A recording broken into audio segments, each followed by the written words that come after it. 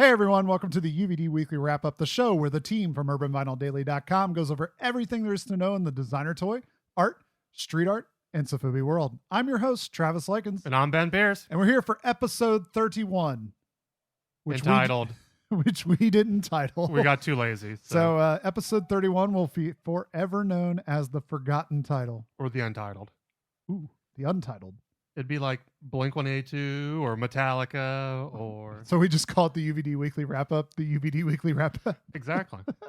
No, so we'll just call it Untitled. That's what we'll call it. But first off, we want to thank our sponsors, starting out with Galerie F. Rotofugi. And Strange Cat Toys. Where they happen to be running a special. Let's hear about it.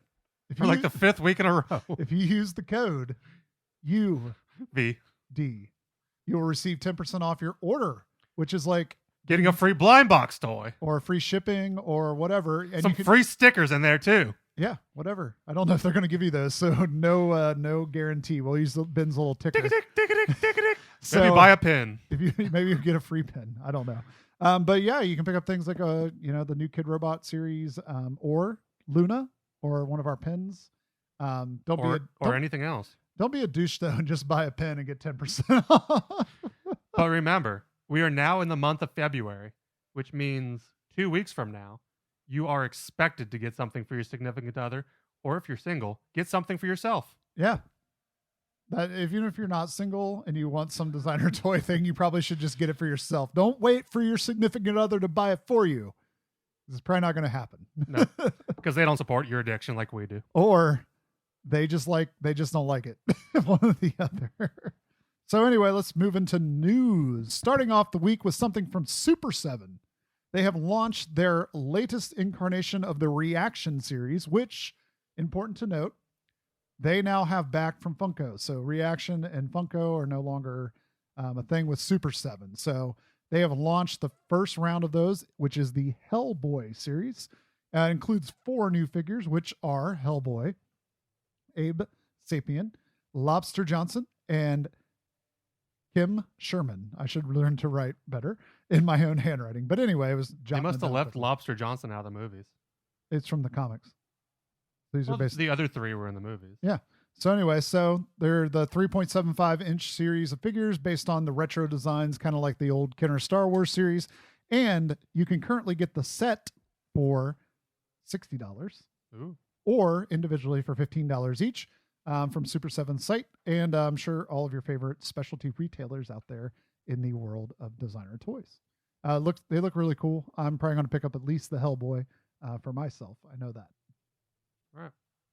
So first up that I have is the event flyer that Scribe posted for what I think is the second year that they're doing the Red Can Indian Country Graffiti Jam in Eagle Butte, South Dakota. And it is going on from June 29th through July 1st. And it's meant to beautify and support kind of the arts program around that Indian area. Very cool. More Native American supporting art. Yeah, hopefully the pipeline doesn't wash it out with oil. Yeah, we'll see. Only executive orders will tell, I guess. But anyway, moving on to less political things, unless you're against bromances. Which we do not have on this show. So Galerie F is ready to launch their new show called Bromance, which is a 2-man show between T-Money and Penny Pinch. You may know these two as the duo of people that tend to put their 2 characters together in the streets of Chicago. And this group show will take place on February 10th, opening at 6 to 10 p.m. And should be a good time. I really enjoy their stuff. Usually it's super, super reasonably priced artwork. So if you like kitschy, cool, kind of thought-provoking and kind of funny artwork, then it's definitely something to check out. Make sure to check out Galerie F's new location there in Chicago. So head over, check it out, grab some art. From the Shadows comes Shadow the Assassin Raccoon resin toy figure by Darkstone Toys. It is a 6 to 7 inch resin figure for $60 and is available at darkstonetoys.bigcartel.com. Very cool. Next up, Mike Giant, Black Book Gallery, new print. Are you guys intrigued yet? I am, even though I can read your show notes. So Frisco Girl is a new 14 by 18 inch print, signed and numbered, edition of 100. Is a one color screen print. There were some special edition ones that were like editions of 1, 2, 3, like, and they were just like on colored paper. Mm-hmm. Those are all gone. So if you were hoping to get that, don't worry. But you can currently get the cream edition, which is like cream paper with black ink screened on it. Is that the word with a bunch of periods in it? Cream? C-R-E-A-M. Oh, no, it's not. Cash rules everything around me. Wu-Tang. Anyway, the print from Mike Giant is actually available from blackbookgallery.com for $40 each, and it looks really cool. It's a good example of Mike's tattooed up girls. It's a cool, looks good. If you're a fan of them, grab it before they are gone. All right. So just in time for Valentine's Day, One-Eyed Girl, the artist that you hopefully are familiar with, that we did booth coverage and so on and so forth. And look for her to be in the Luna custom show. Sneaks and peeks. It's already been announced. It's on Rotofugi's site. So maybe they didn't know that. But she's offering the mint colorway of her Flutter Squirm signature figure. She is also offering a 1-of-1 Valentine Smoochie and has a couple of the other colors of the Smoochie, and has a Valentine's Day sale for those who need an excuse to buy her stuff. So it's 14% off for $80 and above purchases with the code word LOVE STINKS, one word, and the sale ends the 14th. Very good. Don't wait till the 14th, though, to order it. Because all the stuff's going to be sold out. Yeah, exactly. And also, she caveated that anything below the $80 and tries to use this, she's just going to cancel your order. So, dang. Don't be trying to pull a smooth one on her. No. It's an artist. It's a hardworking artist. This isn't Walmart. Don't try to pull smooth stuff on them. Or Amazon. Yeah, exactly. We don't like Amazon. They pulled out of the town that we're from. Yeah. We'll still order from them. Yeah. What else are we going to do? But anyway, continue on the Valentine's Day train. Choo-choo! Brian Ewing has shared the ink. So like the black and white, line work and all that kind of stuff, from a new Valentine's Day greeting card that he will be releasing at some point soon. Lots of information here. But what he did say is the information will first be leaked to his newsletter followers. So if you do not currently follow Brian's newsletter, you're going to get over to bodega.brianewing.com and sign up for his newsletter. The card, in true Brian Ewing fashion, is less than cute. Darn. It's a bat. It's just a bat. So we'll see what he does with it. Looks really interesting. If it's something you're interested in or your significant other would like to have, you're going to want to make sure to get over to bodega.brianewing.com and sign up for that newsletter. I wonder if the title of that card is going to be Bat Suck. Bat Suck. Bat Suck. So, to act as the caboose to our Valentine's Day news, Wild Heart, the group exhibit at Flower Pepper Gallery, is opening this weekend, February 4th, and closes March 6th. It's a themed group show that takes place in the most romantic time of the year, also known as Singles Awareness Day. So it features 64 colors and a window display by Yetis and Friends, along with a laundry list of other artists. Sweet. Really cool gallery. We've talked about it before. If you happen to be in Pasadena, check it out. We have some news coming our way from the podcasting world. If you happen to be a fan of the Super Suck Hour, we have some somewhat bad news for you. Uh-oh, what is it? Sucklord has announced that he is suspending the Suck Hour, saving it for more special occasions. As you know, fellow videocaster podcasters, it's a lot of work. And he had a lot larger cast than we do. And he was having guests on, so it probably is hard to coordinate all that stuff. Plus all the editing and cameramen and all that kind of stuff. But if you want to get your Sucklord fill, he has a news show. That's just him. So it's called Suck Talk, and it features much shorter episodes. If you watch the Suck Hour, it was an hour. These episodes are like 10 minutes, something like that. And mostly Sucklord taking a topic and talking about it and giving his thoughts on it or how he feels or how he's reacted. Some of it's like political, some of it's about Chinese New Year, some of it about Resin bootlegs, like he's reviewing as people send them in. He gives his honest critique of resin bootlegs. 7 minutes just doesn't seem like a long enough time to get him wound up all the way to full potential. It's I mean, I guess I'm kind of a fan of his, kind of not the like Sucklord, like the over, crazy, the character. The character. You get some of the, the real Sucklord in this. So it's kind of, I liked it. I've watched the first few episodes. Looks like it's going to keep going. If you happen to be a fan of Sucklord, I say head over to the Suck Hour YouTube channel and make sure to give them a subscribe and you'll get the Suck Talk. If you see a topic you don't like, just don't listen to it. If you see a topic you're interested in, listen to it. Mm-hmm. So we'll see where he goes. It's not just him always. I will preference that. He does have guests from time to time.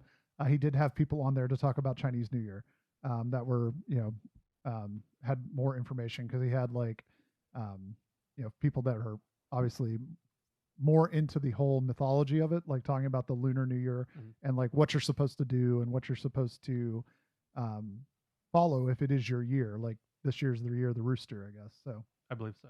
So you see, we're not experts. We would not be on the couch talking about Chinese New Year. According to ABC's Fresh Off the Boat, you're supposed to get all your debts settled and all your grievances handled before the new year begins.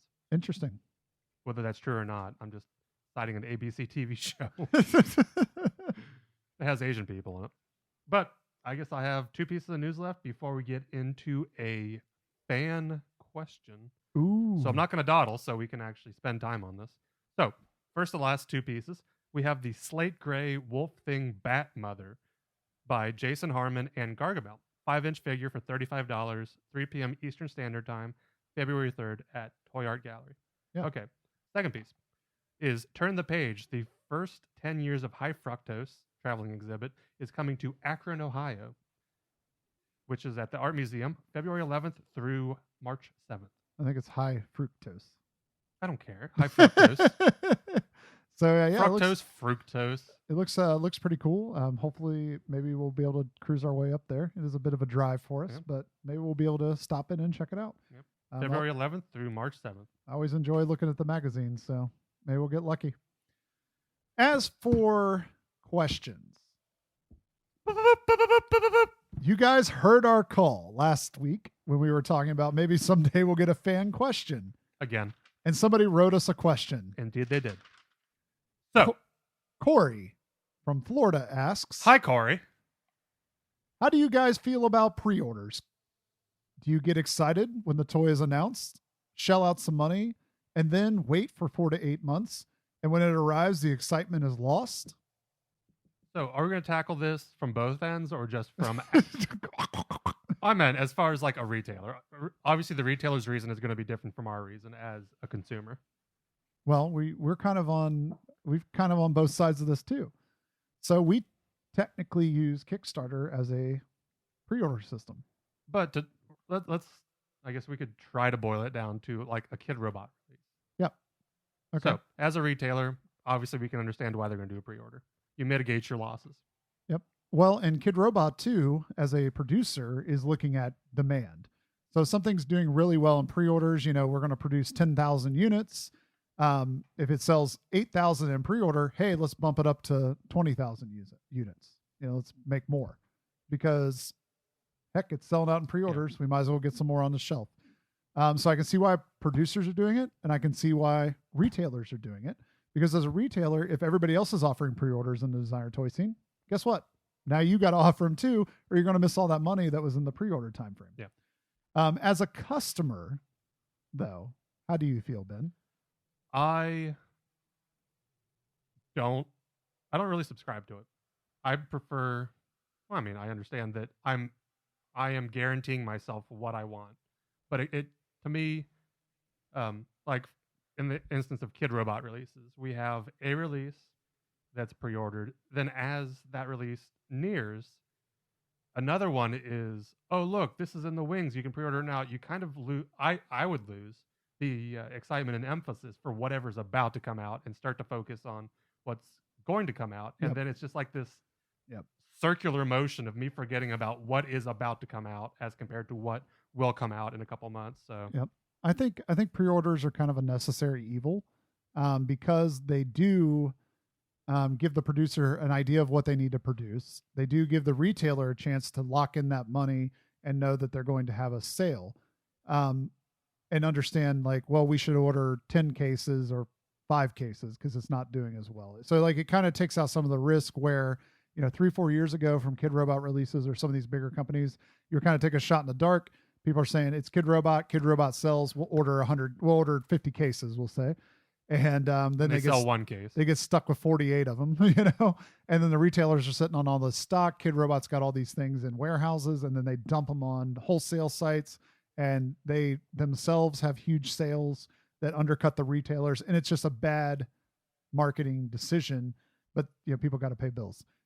So it's just a bad all the way around for the collector because pieces lose value. They seem like they're worthless. We've been down that path. So I think pre-orders are a necessary evil so that we get the correct number of things produced to meet demand. So there's not tons of products sitting around. From a collector standpoint, though, I think what you mentioned is very interesting. What I feel like it does is it does mess up the hype cycle. So over here, we're talking about, man, look how awesome this Jesse J. series is going to be. And it's like the first attempt that we think that Kid Robot's trying to really push the envelope and do something really cool. And then they launch before J. series releases, they launch the vector artwork for the DTA Dunny series, which now everybody's like, oh man, look, they got new artists for like the bots, and Gary Ham's got a Dunny, and Andrew Quicks Kang. and Andrea Kang and all these folks that got these Dunnies, and people are like so excited about that. And now people have kind of, I don't want to say moved on, but like now we're all like excited about the next thing. And we never got the chance to actually be excited about the thing that was the next thing like a month ago, because we were now we're focused on what's coming next. So like it messes up the hype around the product. So what I think you're going to see over time is product does really well in pre-order. So bam, it's doing really well. By the time that item releases, Kid Robot or whoever may have decided to produce additional units, right? So they double the production, we'll say. In the meantime, everybody's decided to start pre-ordering the next thing. Well, the people that didn't pre-order probably aren't the people that were interested. Like the random consumer, it wasn't interested in the first place. So you got to suck that person in. But you've lost the hype because everybody that pre-ordered it were the people that were going to be waiting in line for it, or like going to the store and like banging on the door for it. So you kind of lost, like the hype's gone. So I think eventually what you're going to see is like, if it doesn't sell in pre-order, we don't produce very many extra ones. And guess what? You're done. Yeah, that's what I was going to say is what happens, I guess, if this philosophy kind of carries over where now whatever happens on people's shelves is minimally manned. Where if Kid Robot knows that they sold 900 cases, well, let's make 950. So you might have maybe a case or so floating around at some stores, but otherwise it's minimally manned, and you're just waiting for the next one to pre-order. Yep. Oh, look, we sold 1,000 cases. Oh, let's make 1,100, and oh, these other ones can float around for the randos. Yep. And the other thing is too, so like a Dunny series, it's very different than say something that's done on Kickstarter, like Luna was. The Dunny series, you're buying that item, and they're producing that item and those items only. Mm-hmm.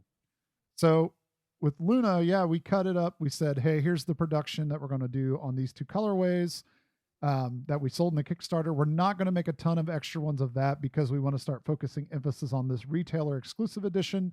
And we made retailer ones and started selling those almost immediately once the pre-orders were landing from the Kickstarter. So we have a whole new colorway, and the people that pre-ordered got something that was kind of exclusive.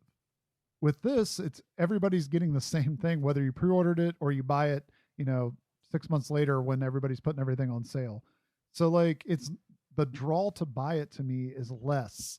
Now, if it's something like these Hucky Gold Life series, if you're telling me if I pre-order these and they're going to make that amount, they're not going to make a ton more, that's a little different. Mm-hmm. Like if that's all they're going to make, to me, that's an incentive to pre-order something. I think with this pre-order cycle or the pre-order mentality, I think it's up to the consumer and eventually the company to decide how long a customer is willing to let you have their money. Yeah. Because at some point, if it's a couple months ahead, fine, whatever, I'll forget about it. But if it stretches into like a year, like next fiscal year of If you're next year, and like 3A, man, if you pre-order from 3A, you're waiting like a year and a half. or even like I guess with other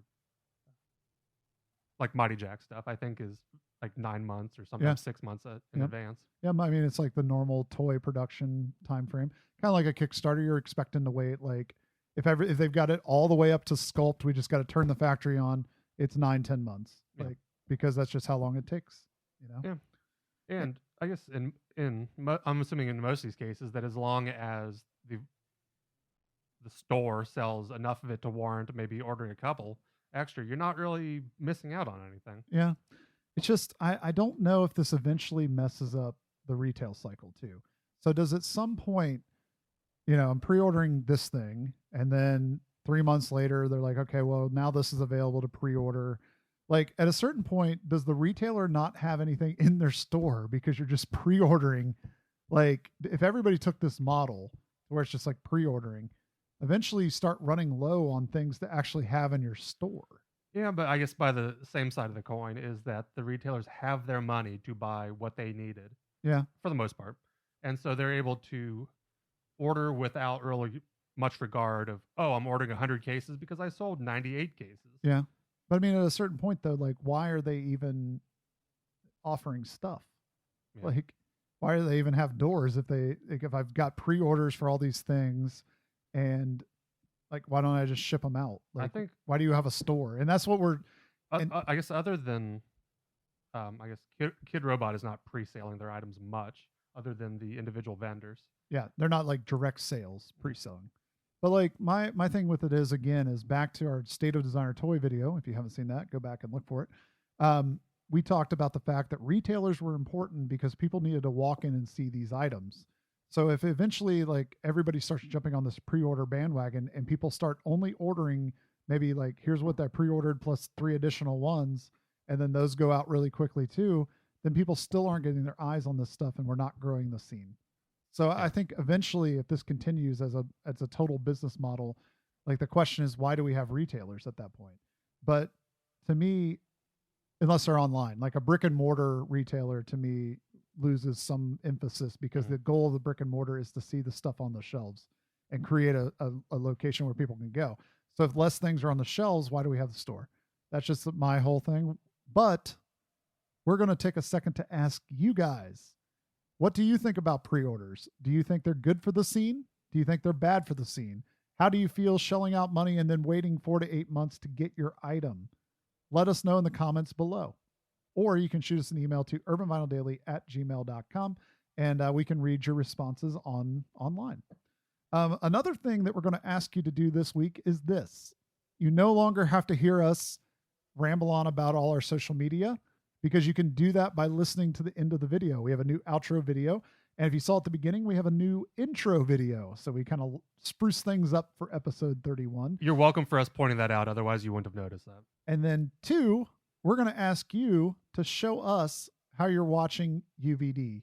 So if you use the code or you use the hashtag on. Yeah, use the code. Dude, oh, this is a special entry code. If you use the hashtag I watch UVD.